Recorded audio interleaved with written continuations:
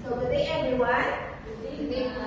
So, bago tayo mag-proceed sa ating assessment center, magpapakilala muna ako. Ako si Miss Laika Marco. And syempre, meron tayong representative na proud president na si Miss Ortiz. Palakpan natin siya. So, magandang umaga sa inyong lahat. Ako nga pala si Julia Ortiz at isa akong TASDA representative.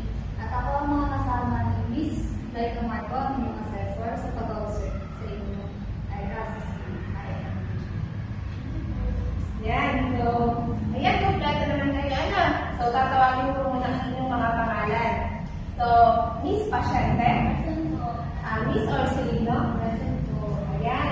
So, syempre, kailangan, bago tayo mag-proceed sa ating assessment center, dapat alam natin yung mga safety protocol. So, unang-una, dapat, pag magtatanong kayo, kay Miss Marco kayo magtatanong, hindi po sa katabi. Then, dapat yung mga instruction ay basahin mabuti para hindi tayo magkamali. So, yan. So, meron akong papapirmahan sa inyo na ang inyong assessment booklet. Then, meron na kayo 6 hours para matapos ang ating assessment. Then, pag gusto nyo mag-CR, nandito lang sa ating kanan ng CR. Then, kung nagugutuman kayo, bago mag-proceed, meron tayong campaign dito sa ating igulan. So, if hindi makakapasa kayo, pwede kayong mag-attend dito sa ating office if alam nyo makakapasa at kahit natapos nyo yung oras, edi pasado kayo sa ating assessment. Then, so meron tayong tatlong category sa ating assessment center. Una, ang ating written exam, pangalawa ang oral exam, and then yung practical. Kung provided na written exam na din, sagutan na lang, and then pabasa ng instruction, then sagutin ng mabuti. Kasama ba ang lahat? Yes po. Pakipasa na po. So, tatawagin ko na lang kayo isa-isa para sa ating oral examinations. Miss Orsolino.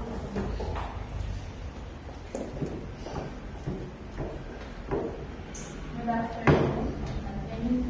So, kamusta naman ang mga questions sa ating written exam? Medyo mahirap po. So, meron ako dito dalawang questions na provided. Ano ang PLC? Yung PLC po is Programa Logic Controller. So, using PLC po na makontrol po natin yung machine by encoding the data. Yan. Then, ano yung mga alam mo instrument na nilagamit natin sa ating accounts?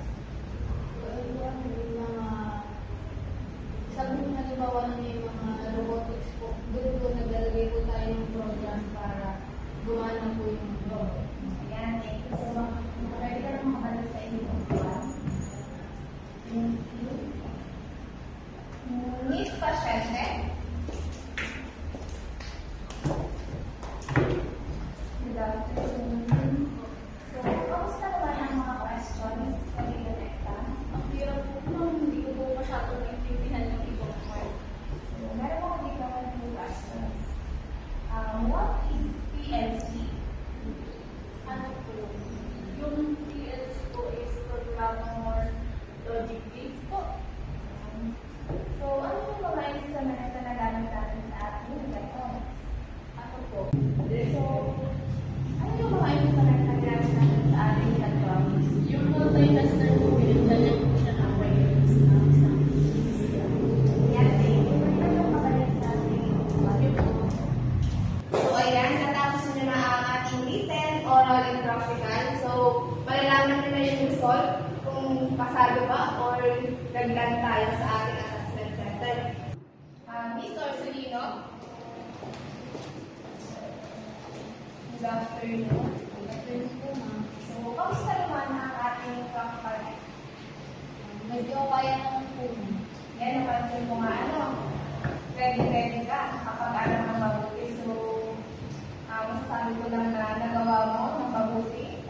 Nasunod mo lahat ng instruction na nakalagay dun sa ating assessment booklet. So, masasabi ko na ikaw ay isang competent. So,